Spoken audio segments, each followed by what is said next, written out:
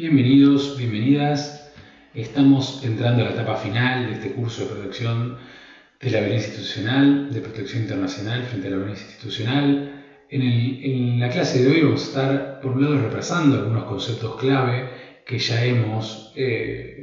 presentado, que ya hemos repasado, que ya hemos abordado en clases anteriores, y por otro lado tratar de presentar los desafíos que tiene esta materia de aquí en el presente y por supuesto a futuro, tratando de presentar un panorama crítico, pero no por eso desalentador.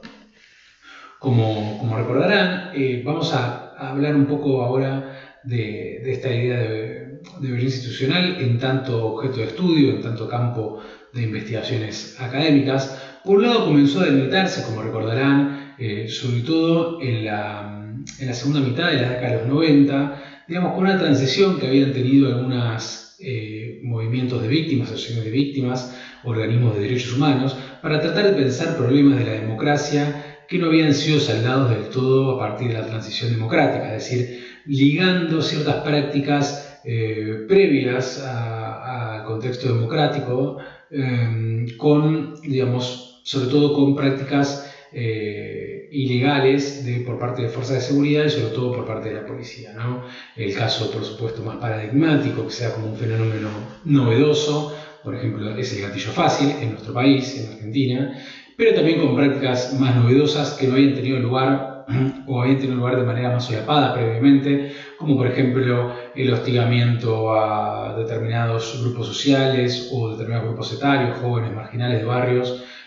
a la hora de, por ejemplo, saturar un determinado barrio de agentes de seguridad. Esto habíamos dicho también en su momento que tenía una raíz o podíamos vincularlo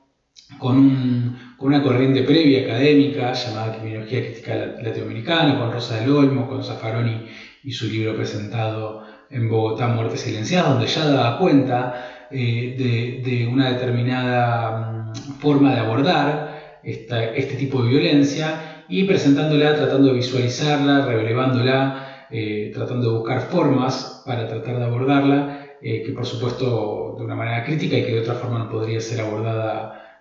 por parte del Estado, sobre todo en contextos muy complejos y muy difíciles, durante muchos países que estaban en contextos dictatoriales.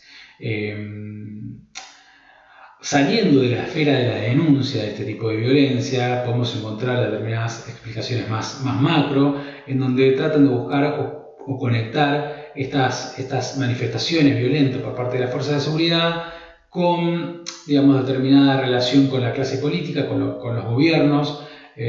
buscar estas relaciones sociales que hay entre fuerzas de seguridad, policía y gobiernos provinciales, gobiernos nacionales, sobre todo a partir de esta compleja o este complejo debate entre violencia legítima, legitimación de la violencia a partir de esta noción bittneriana, digamos, por Egon Bittner, de la fuerza de seguridad y sobre todo la policía detentando el monopolio de la fuerza. O hay bastantes explicaciones que difieren, que son distintas entre sí, pero pensándolo sobre todo en este contexto más macro, esta respuesta más macro. Otra podría ser que prevalece mucho tratando de encontrar explicaciones de esas manifestaciones violentas por parte de las fuerzas de seguridad, que son, por ejemplo, explicaciones más de tipo cultural, explicaciones culturales, es decir, encontrando que en estas fuerzas de seguridad hay como una cultura que se despliega y que se extiende entre sus agentes. Hablamos de cultura policial, de cultura penitenciaria, de cultura militar, por ejemplo, donde hay una raíz fuerte respecto de las manifestaciones más de carácter violento. Otro tipo de explicaciones, también saliendo de la denuncia, saliendo de estas formas de denuncia ligadas a los organismos de derechos humanos y también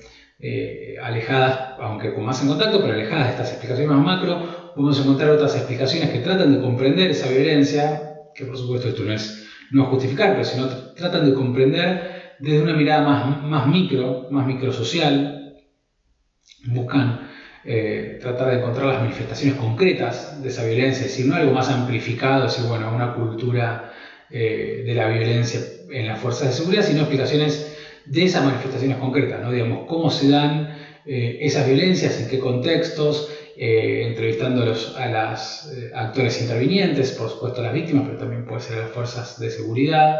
etc. Digamos, ¿no? Tratando de abordarlo de una perspectiva más situacional, es decir, que trate de explicar cómo se da esa situación de violencia de forma muy concreta, ¿no? Esto un poco tratando de hablar de las explicaciones. Son cosas que ya vimos que ahora estamos repasando con el objetivo de que este encuentro tenga una mirada más integradora de todo el curso.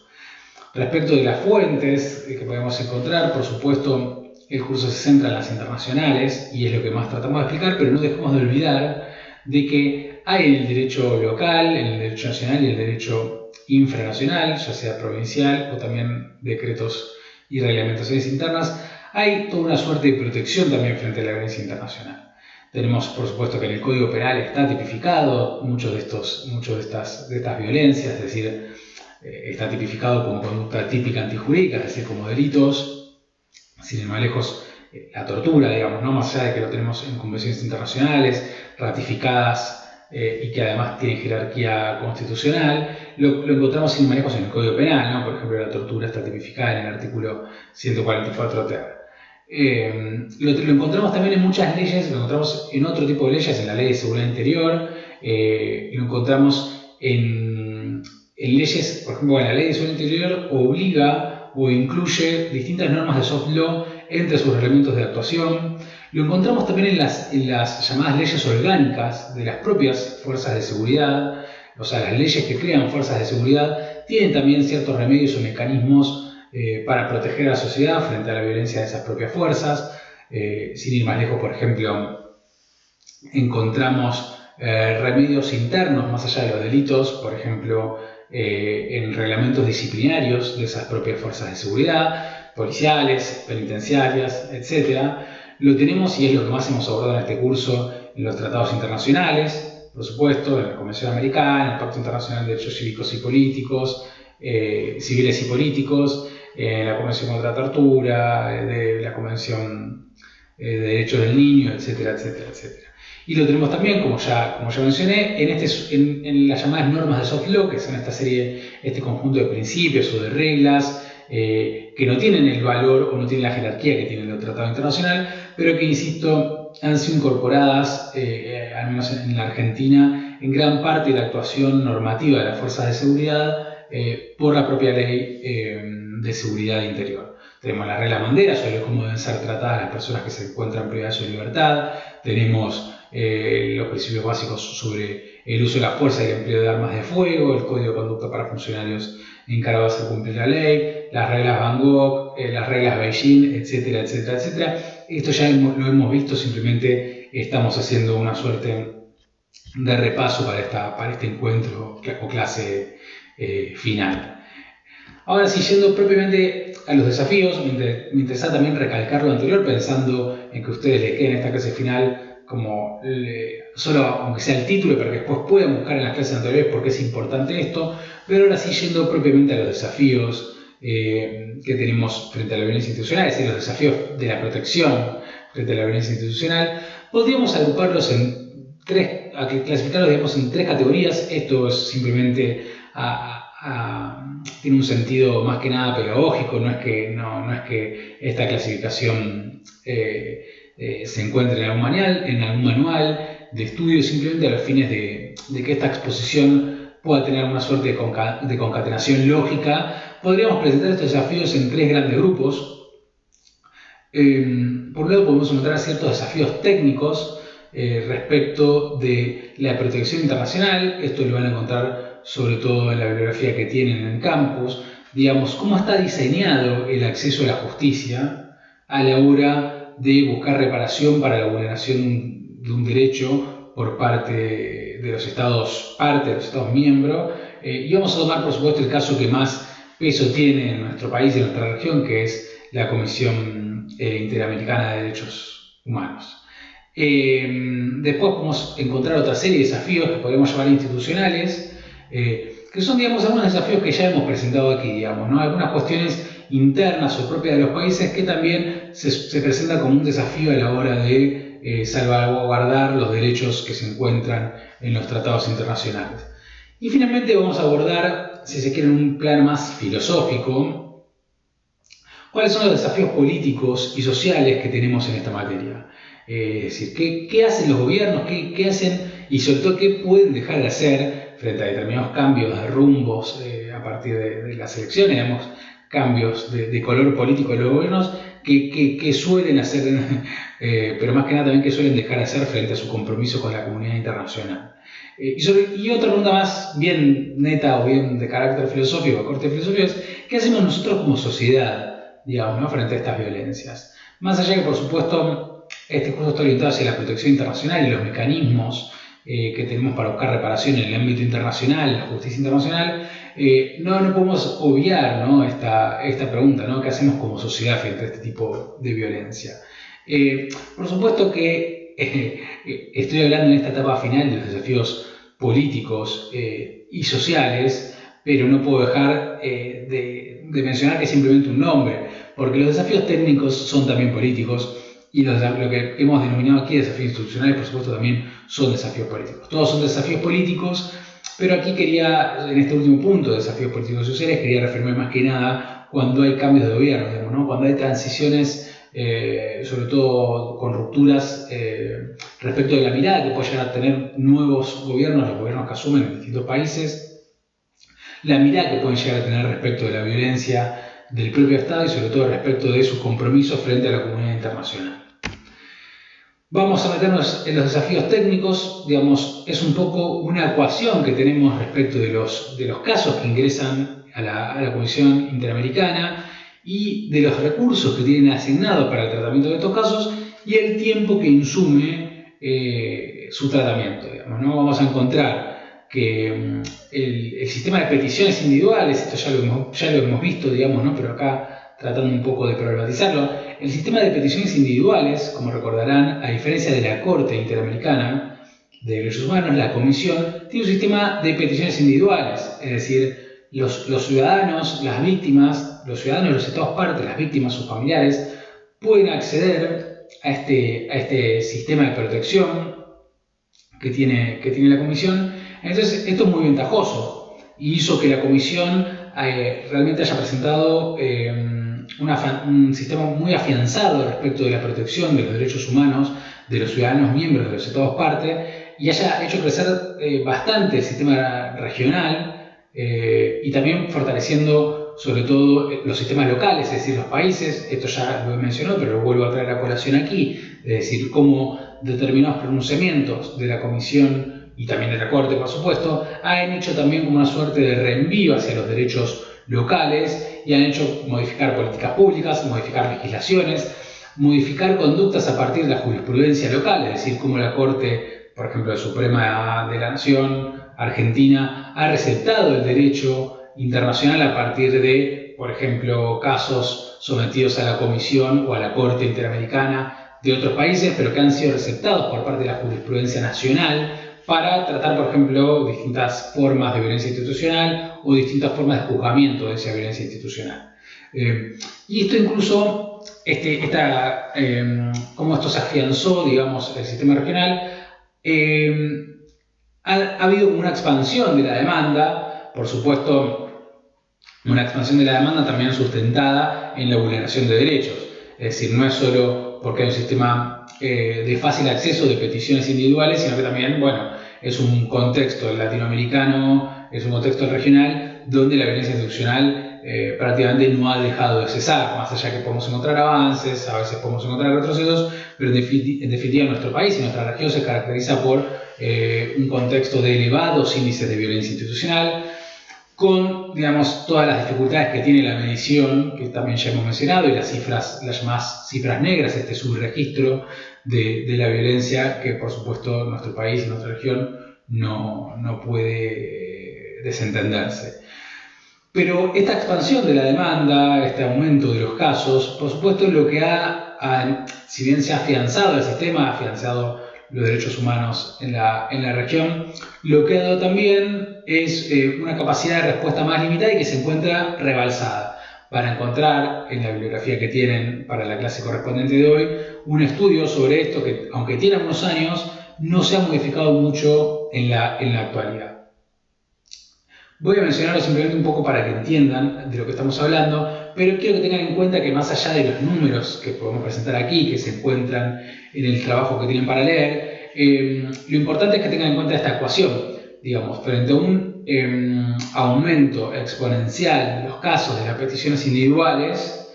con los recursos manteniéndose de manera similar, de manera constante, es decir, no ha habido un aumento de los recursos para la comisión, lo que nos vamos a encontrar es una suerte de cuello de botella, cada vez más casos con los mismos recursos económicos, con los mismos recursos humanos. Indudablemente eso hace que haya un poco una respuesta más limitada, que se encuentre rebalsada, que haya una congestión respecto del tratamiento de los casos. Desde el punto de vista formal, y de acuerdo a la propia normativa interna, de acuerdo al propio reglamento de la comisión, nosotros encontramos que estos casos que ingresan tienen una suerte de estudio inicial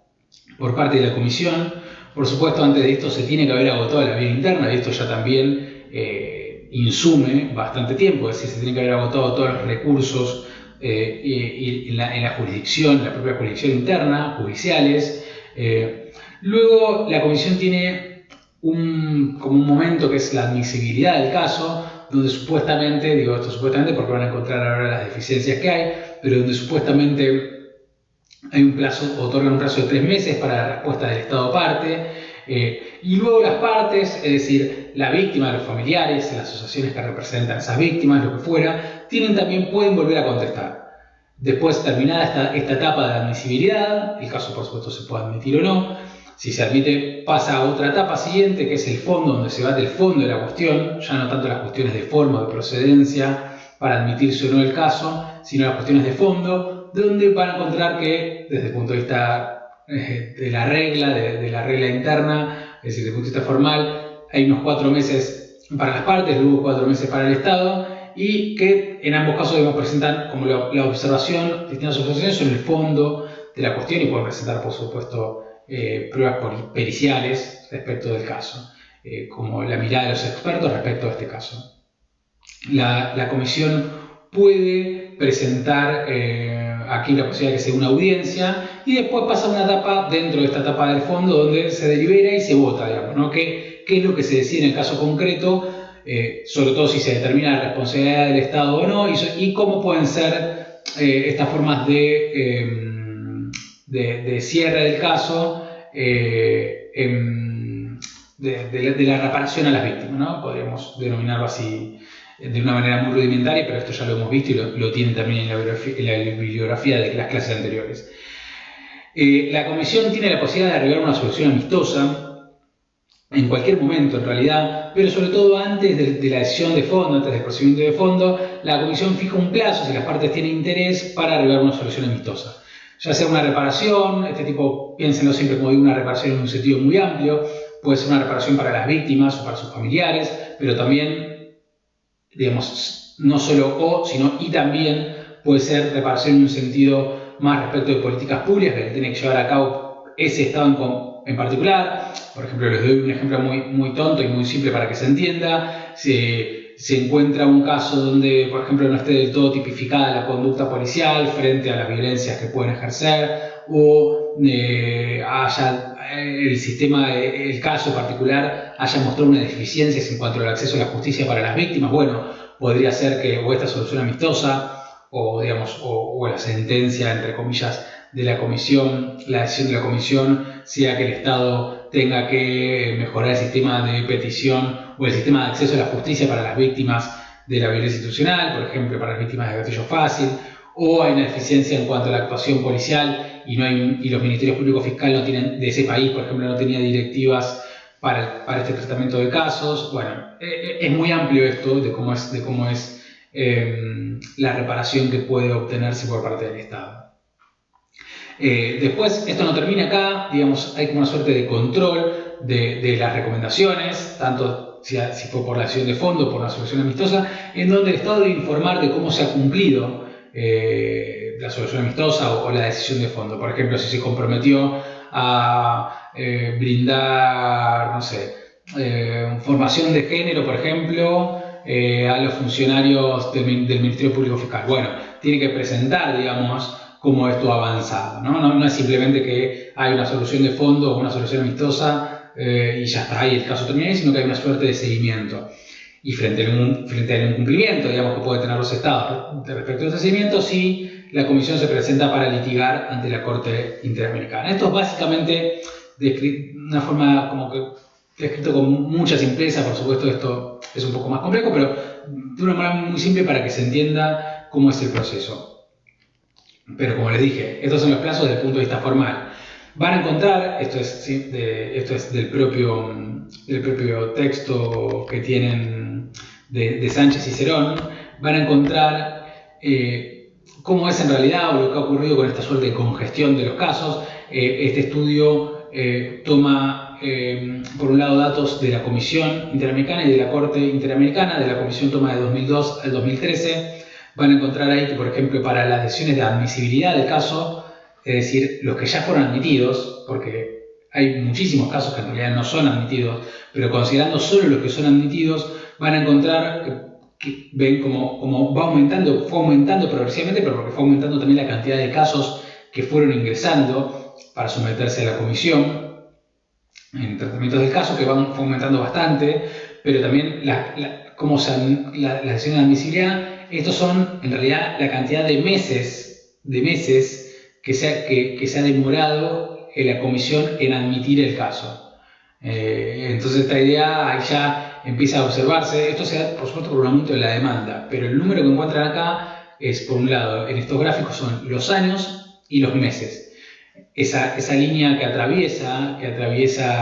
de manera vertical a todos los años es simplemente un promedio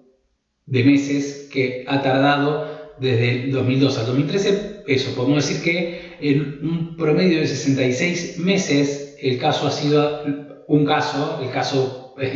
o los casos en realidad han demorado 6 meses en promedio durante todos estos años en ser admitidos, con picos, por supuesto, de 2013 de 100 y pico, hasta los números más bajos, como en el 2004, por ejemplo, de 41 meses. Pero se demora esto. Acá ya hay una demora. Y recuerden que aquí, además, tuvo que haberse agotado la vía interna CAPES. Entonces, es bastante tiempo el que se tarda en llegar a una decisión de fondo en la comisión. Y que a ver si después incluso deriva en un litigio ante la Corte. Las decisiones de fondo, por otro lado, también podemos encontrar un punto por ahí más bajo, pero que ya es un número de 44 meses, hasta 119 meses, por ejemplo, en el caso del año 2011, pero con un promedio de 82 meses para la decisión de fondo. Los acuerdos de solución amistosa, la ratificación de esos acuerdos, porque el acuerdo se propone, pero tiene que ser ratificado por la propia comisión, también un promedio de 85 meses. Esto lo encuentran en el libro Paso Rápido, porque tienen estos gráficos, son extraídos de ahí, no los elaboré yo, los he copiado del libro que tienen para leer, de Sánchez y Cerón. En el caso de cuando se adjudica para un caso contencioso también, es decir, para después el litigio ante la Corte, ha tardado 104 meses. Y este es el tiempo que transcurre entre la remisión de casos ante la Corte y la emisión de las sentencias. Es decir, estas son ya un promedio considerando cuando finaliza el caso, es decir, cuando finaliza el caso con la decisión de fondo y frente al incumplimiento por parte del Estado, el litigio ya ante la Corte Interamericana de Derechos Humanos y la emisión de la sentencia por parte de la Corte es un promedio también de 20 meses, ¿no? Recuerden que aquí en el caso la Corte sí tiene un criterio más restrictivo, es decir, no es una petición individual, sino que es la propia comisión la que hace este litigio a partir de los casos que le llegan. Entonces es lógico que quizás aquí tiene una demanda o un volumen de casos menor, pero bueno, no deja de ser bastante importante, digamos, digamos un promedio de casi llegando a los 2 años, el promedio. Esto, perdón, también porque la Corte también, no lo quiero dejar mencionar, pero la Corte también a partir del año 2009 ha restringido a su vez los casos que después llegan, entonces tiene un volumen todavía menor de casos que admite y que le llegan. Aquí van a encontrar, simplemente a modo de resumen de lo que hemos mencionado, hablando de los promedios que se han considerado para todos estos años, más o menos cuánto tardaría desde que se recepta, desde que se recibe la petición individual en el caso de la comisión, más o menos hasta que se admite, unos 16 meses, pero llegando hasta la solución de fondo, es decir, considerando desde la recepción hasta que se llega a una suerte de decisión de fondo sobre el caso, unos 82 meses. Luego podrían pasar en promedio unos 7 meses más hasta que se remite ante la Corte en el caso de que el Estado incumpla, y luego hasta una solución en el caso contencioso otros 20 meses más. Entonces, si un caso, el caso promedio, digamos, desde que se recibe la petición en la comisión hasta que tiene una solución en la Corte, es decir, que el Estado incumplió en la cuestión de fondo y que llegó a una solución y que se litigó ante la Corte, puede pasar, un caso promedio, 106 meses, digamos, ¿no? Eso se me... A ver... Bueno, la clase no finalizó, tuve un pequeño problema técnico con el PowerPoint que me había ocultado algunas diapositivas. Ahora sí. Otros desafíos técnicos también, que podemos llamar técnicos, aunque recuerden todos estos desafíos son políticos, relacionados, pero que también hacen a esta cuestión del tiempo y de congestión del sistema, son, bueno, la falta de recursos, que esto ya lo mencioné, más casos, pero con la misma cantidad de recursos, obviamente esto presenta una congestión. Por otro lado, hay una tensión también entre la eficacia y el acceso a las víctimas, es decir, el sistema de peticiones individuales que tiene la Comisión, por ejemplo, a diferencia de lo que ocurre en su agencia prima europea, sigue privilegiando el sistema de petición individual, digamos. No ha sido restringido, como por ejemplo es más restringido el de la Corte Interamericana o en el caso de Europa. Entonces, esto acá presenta una tensión, digamos, si tratamos de mantener un sistema donde las víctimas y sus familias puedan acceder de manera irrestricta, eso un poco opera en detrimento, sobre todo de la eficacia que puede tener el sistema, sobre todo para pensar en la admisión o no del caso. Otras limitaciones de carácter tecnológicas, de carácter administrativas, en la forma de implementar las decisiones, de cómo estas decisiones terminan operativizadas en cada caso concreto. Y algo que también van a encontrar bastante presente en el texto de Sánchez y Cerón, porque es algo del cual ellos extraen la información, la dificultad que muchas veces se presenta en los casos de acceso a la información para organismos externos, para, digamos, organismos académicos que traten de pensar el funcionamiento de la comisión. Van a encontrar que gran parte de la información está presentada en el texto de Sánchez y Cerón. Dos personas, no es Sánchez por un lado y Cerón, lo van a encontrar sobre todo a partir de un plan de implementación de mejoras que trató de presentar la Comisión y cómo este no ha surtido demasiado efecto respecto de la eficacia del tratamiento de los casos. Vamos ahora a desafíos institucionales, recuerden que también son políticos. Esto lo voy a pasarlo muy por arriba para no ser tan extensa tampoco la clase y que de cosas que ya hemos dicho, digamos, ¿no? Por un lado nos encontramos con desafíos que tenemos en nuestro país y que por supuesto se deben repetir y debe estar bastante extendido en la región, en otros países latinoamericanos, respecto de cómo podemos relevar el fenómeno de la violencia institucional, cómo podemos analizar la información que surge de esa información para presentar un análisis tendiente a mejorar tanto las políticas públicas que puedan tener los gobiernos, como también para mejorar el sistema de acceso a la justicia por parte de las víctimas y de sus familiares, tanto en el plano local y, por supuesto, en el plano internacional, que es lo que a nosotros nos importa. ¿Qué quiero decir con esto? Si no podemos encontrar la forma de tratar de visualizar mejor los casos, por supuesto, esto es más difícil para presentar tanto en la justicia local como en la Comisión Interamericana o en la Corte Interamericana. Esto ya lo hemos mencionado, así que simplemente es una suerte de recordatorio. Para llegar acá hay una cuestión más que nada de carácter, si se quiere, metodológica, que muchos de estos fenómenos o muchos de estos casos tienden a formar parte de un subregistro que nosotros en este curso, sino que es algo que se llama cifra negra, digamos, ¿no? Entonces, nosotros lo que podemos tratar de hacer para recortar ese subregistro, para tratar de minimizar esa cifra negra, es también dotar de recursos, dotar a los estados de agencias. Nunca vamos a llegar a saber el número total, es decir, salvo en unos casos, digamos, donde esos casos terminen en muertes, que quizás eso es por ahí más difícil de ocultar, pero muchos de los fenómenos que conforman la violencia institucional, como por ejemplo el caso del maltrato policial, el caso de hostigamiento, el caso de tortura podría ser. Nunca vamos a tratar de, nunca vamos a tratar de poder visualizarlos de manera absoluta, completa. Siempre va a estar esta cifra negra, pero que podemos tratar de hacer dotando de recursos a los estados y creando agencias especiales para abordar esos fenómenos. Vamos a tratar de aproximarnos a una dimensión de esos fenómenos, ¿no?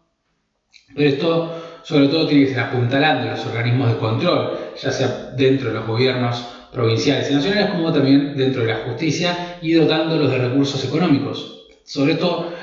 repetimos cosas que se desprenden tanto a nivel internacional como regional y en el nivel local, ¿no? En el plano nacional, en los planos de gobiernos también provinciales. Sin recursos es muy difícil tratar de hacer esto, sobre todo porque es el Estado, es el propio Estado el que trata de investigarse a sí mismo, ¿no? Es el Estado o agencias del Estado para investigar la actuación de los Estados. Entonces, si esto no lo dotamos de recursos, siempre va a primar la primera versión, digamos, ¿no? La versión policial o de las fuerzas de seguridad. Tenemos también determinados problemas que podemos denominar interinstitucionales, es decir, dentro de las propias instituciones encargadas de esto, como puede ser, lo menciono simplemente, pero no es de manera taxativa, pero dos problemas o fenómenos que se presentan y que deben ser apuntalados como desafío para la protección frente a la violencia institucional, que son por un lado la formación en materias, digamos, de parte de las propias fuerzas de seguridad, y esta formación debería apuntar a algo más práctico y no solo teórico. Esto lo menciono porque uno, por ejemplo, si va a los programas de estudio de formación de las fuerzas policiales o de las fuerzas penitenciarias, uno va a encontrar con que desde el punto de vista formal y desde el punto de vista teórico reciben, o al menos están en los programas de estudio, todos los tratados internacionales en materia de protección de la violencia institucional, todos los tratados internacionales de derechos humanos, todas las normativas internas en materia de protección de los derechos humanos y en particular de la violencia que ellos mismos podrían ejercer, incluso llegando a incorporar en sus propias escuelas de formación todo lo que es soft law, todo lo que es los principios y buenas prácticas para el uso de la fuerza, para el empleo de la fuerza, para el uso de la fuerza letal, etcétera, etcétera, etcétera. Lo que hace falta, a mi entender, y al entender de varios, por supuesto, académicos que nos dedicamos a investigar estas cosas, es más que nada un tipo de formación más bien práctica, que se da sobre todo cuando los cadetes egresan y terminan, digamos, incorporándose a esas fuerzas, y bueno, ahí es donde realmente podríamos decir aprenden el oficio policial, el oficio penitenciario. Pero también esta misma crítica podría darse también en el plano del poder judicial, es decir, las leyes están y muchas veces las agencias judiciales encargadas de investigar estos casos no terminan haciendo valer toda esa rica legislación que puede encontrarse tanto en el plano nacional, en el plano infralegal o en el plano internacional. Por ejemplo, no sé, la utilización del protocolo Minnesota para el caso del uso de la fuerza letal, es decir, que el caso de muertes donde están involucradas fuerzas de seguridad, de custodia de presos, por ejemplo, o en el caso del protocolo de Estambul para casos de tortura y cómo deben llevarse a cabo, por ejemplo, las revisaciones médicas, etcétera, etcétera, etcétera. Otro desafío también que encontramos en el plano más institucional es cuando se dan frente a determinados cambios de gobierno y sobre todo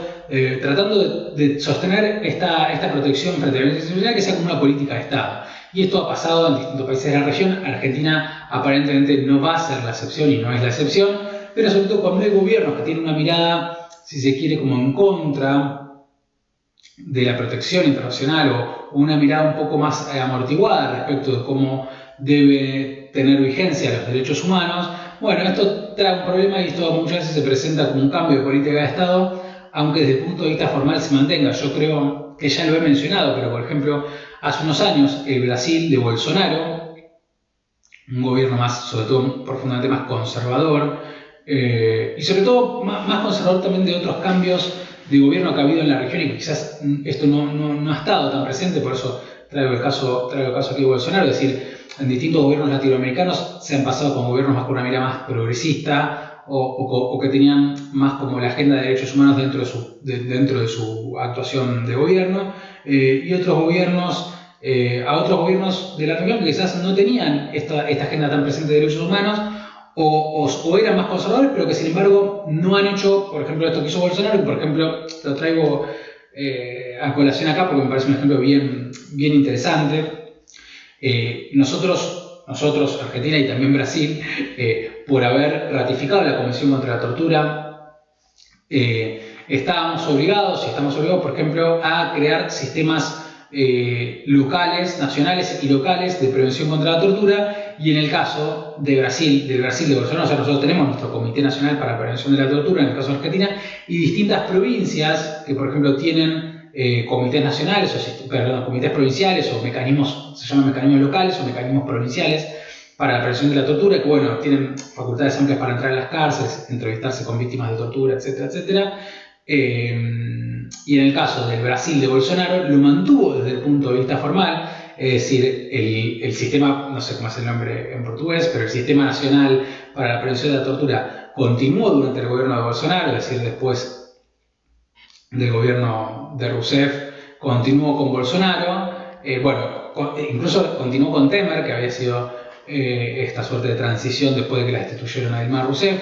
Pero con Bolsonaro lo que ocurrió es que desde el punto de vista formal existía, pero lo vació de recursos. Entonces, por supuesto, no hay una agencia que pueda sostenerse sin recursos humanos y por supuesto sin recursos financieros. Entonces, esto delimitó esa política de Estado para la prevención de la tortura, simplemente manteniéndolo desde el punto de vista formal, pero vaciándolo de contenido, digamos, ¿no? No podían acceder a la cárcel, no podían entrevistarse, y por supuesto no tenían recursos humanos para hacerlo. Esto es simplemente un lindo ejemplo, pero me parece que también en nuestro caso, en Argentina también, siempre nos permite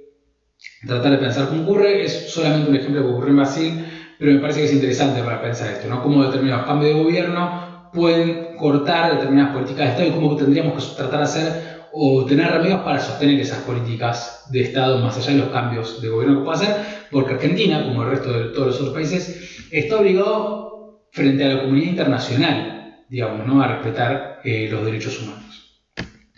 Vamos ahora sí rápidamente a los desafíos políticos y sociales, un poco a modo de cierre, de finalización de este curso, que espero que hayan podido aprovechar, que hayan podido disfrutar y que les pueda resultar útil para su vida profesional y para su vida académica, pero que no quiero dejar de mencionar, más allá de la cuestión técnica o la cuestión más burocrática o la cuestión más institucional, levantar, digamos, ciertas preguntas, digamos, ¿no?, que van a encontrar también en el texto de Stanley Cohen, que para mí es un libro,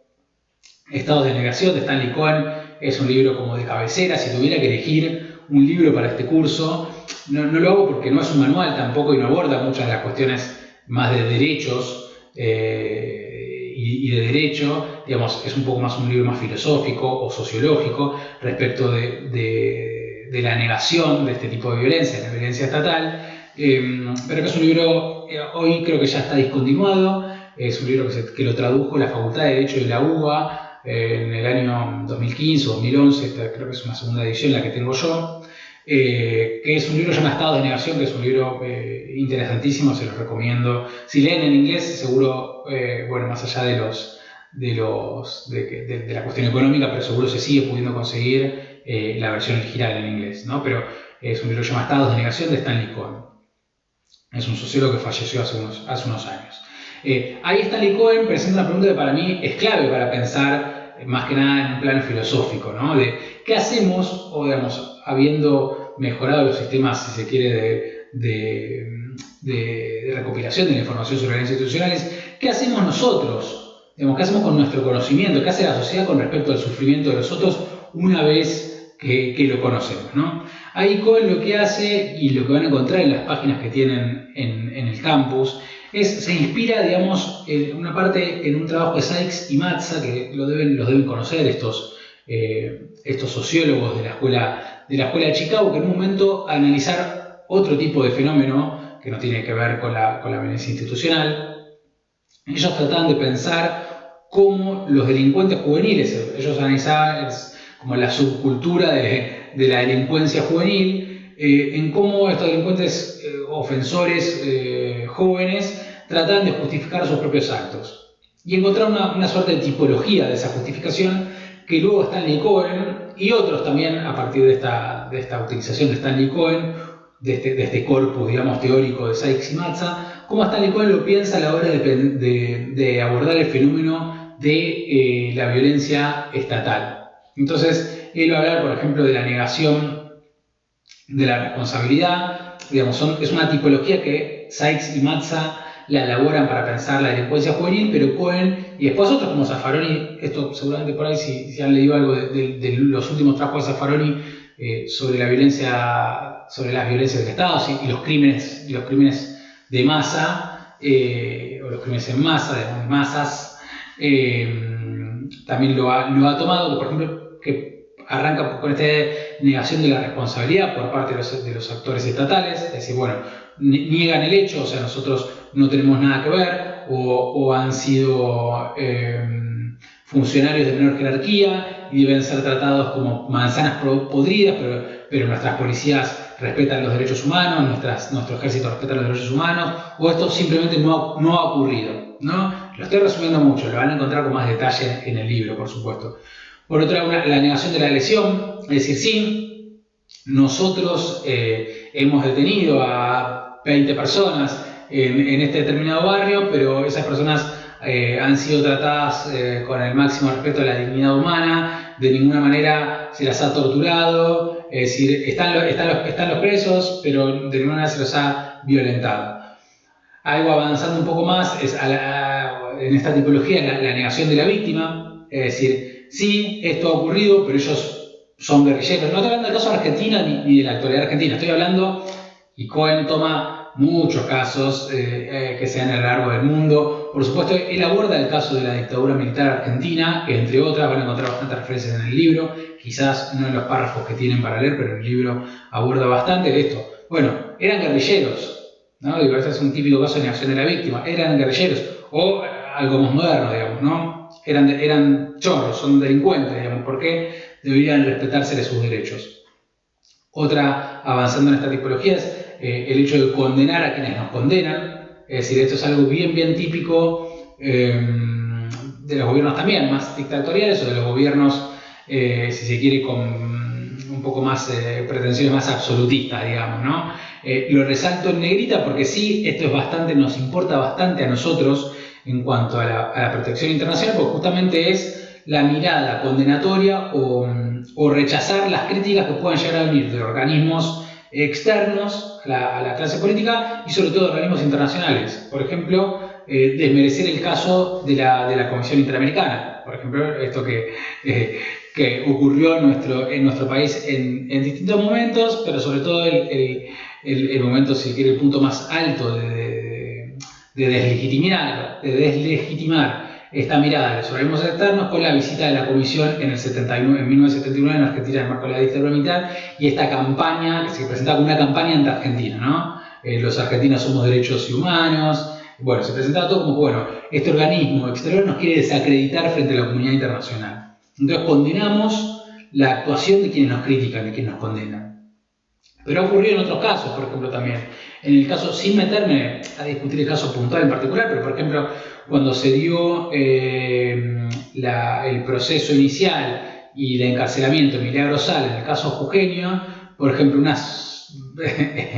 un grupo de legisladores provinciales de Jujuy presentaron un proyecto de ley, por ejemplo,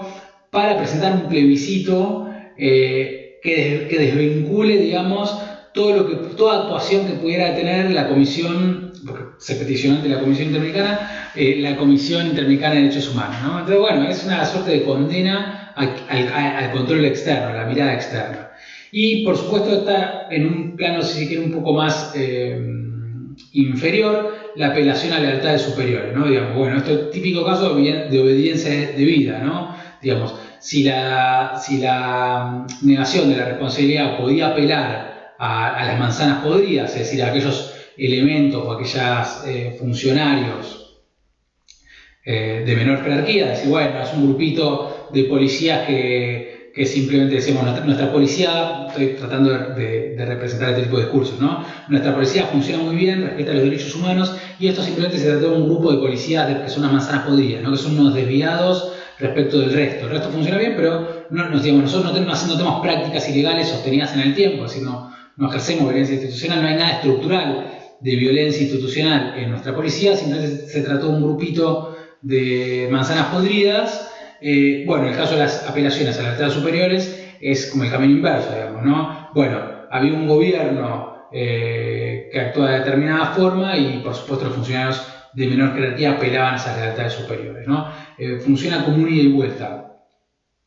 Sobre todo porque también está muy presente en el libro de Stanley Cohen, sobre todo las órdenes que se dan en los casos, lo pueden encontrar en el caso del nazismo, digamos, ¿no? Las órdenes que se dan son difusas y utilizan un lenguaje difuso, es decir, se encontraron un montón de documentos, esto está presente también, por supuesto, en el libro Eichmann en Jerusalén de Hannah Arendt, que también es un libro que, por supuesto, recomiendo mucho. Ahí hay como una suerte de lenguaje un poco ambiguo, es decir, no se hablaba de matar, digamos, la solución final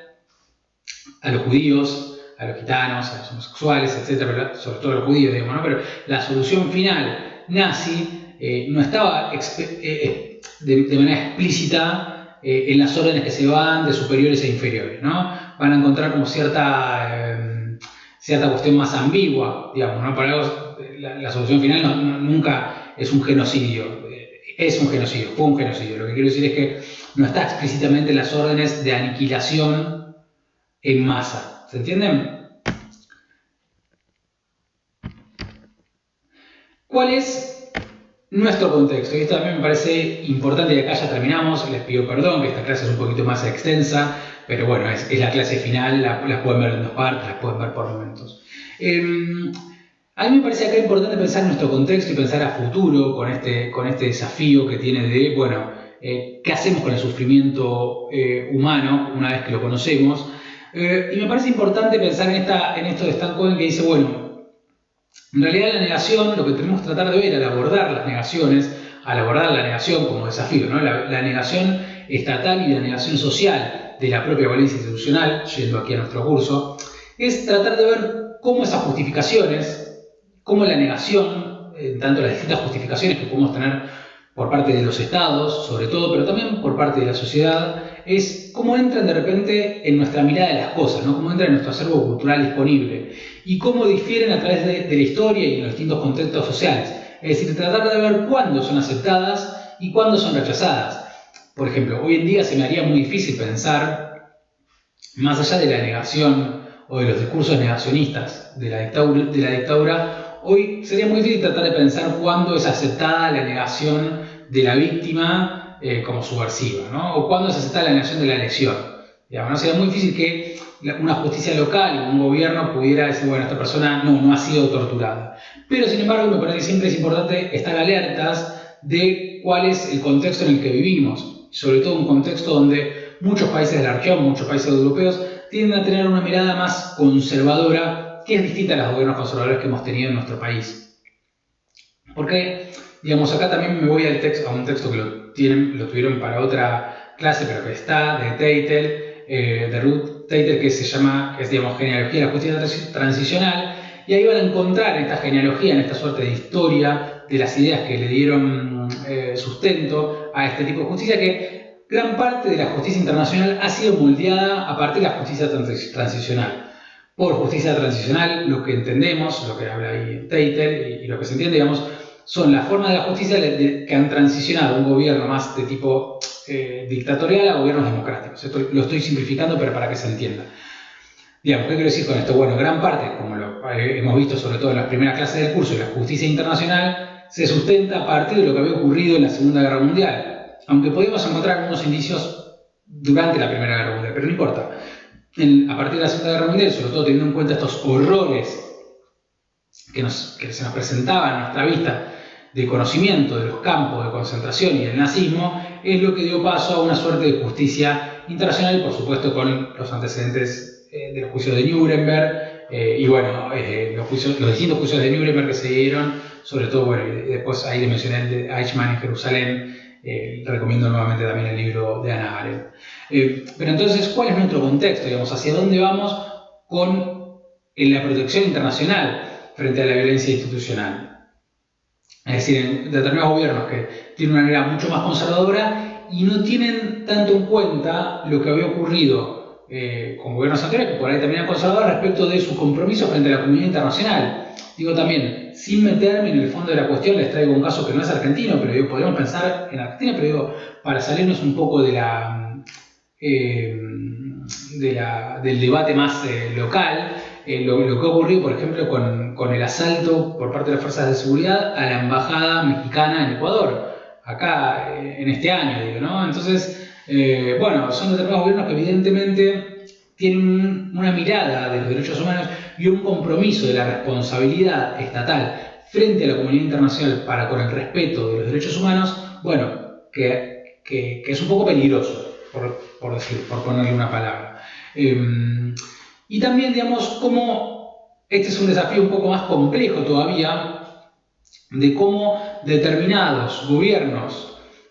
tienen un poco esta suerte de rechazo frente a los derechos humanos,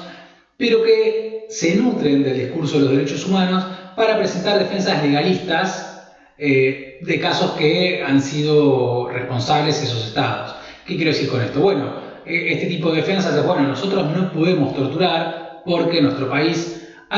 tiene tipificada el delito de tortura, ha ratificado la Convención contra la Tortura, hemos creado los mecanismos locales y el mecanismo nacional para prevención de la tortura. Nosotros simplemente no podemos torturar porque tenemos toda esta, digamos, cumplimos. Entonces, este discurso de los derechos humanos, que por supuesto es sumamente rico y ha sido favorable para el respeto de los derechos humanos, para el respeto de la dignidad humana, en tanto, digamos, el hombre en tanto como tal, su naturaleza humana, lo que tiene también es que, como contrapartida, y esto es un poquito más complejo y es difícil ver cómo salimos de esto, pero que ha dotado también de herramientas a los propios gobiernos que vulneran los derechos humanos. Lo van a encontrar también, por ejemplo, en las muchas actuaciones de las fuerzas de seguridad digamos, que tienen sistemas de disciplina interna importantes, ¿sí? Mecanismos para la disciplina interna. Bueno, van a encontrar que se presenta la actuación policial como que se cumplió con frente a una respuesta policial, una respuesta penitenciaria con el uso mínimo de la fuerza indispensable, ¿no? Como una categoría. Entonces ahí ya la fuerza toma esto de, por ejemplo, de esta idea de proporcionalidad y razonabilidad del soft law, sobre todo en materia de cómo debe ser la actuación de sus funcionarios policiales o penitenciarios. Entonces incorpora la fórmula, bueno, nosotros intervenimos con el uso mínimo indispensable de la fuerza. Entonces, desde el punto de vista formal, lo justifican, digamos, tomando justamente ese propio discurso. Entonces, bueno, esto también presenta un desafío desde el punto de vista de abordaje y de protección de estos derechos. Así que, sin más, es una clase muy larga, les pido disculpas, la pueden por supuesto ver en partes, en diferido. Espero que este curso les haya sido útil, sobre todo, que incluso ahora a la hora de presentar cualquier tipo de incursión académica que puedan tener sobre estos temas, puedan estar a favor, puedan estar en contra, pero que puedan haber comprendido los componentes básicos, digamos, ¿no? De la violencia institucional como objeto de estudio y de la protección que tenemos para hacerle frente a esa violencia institucional. Van a tener que hacer los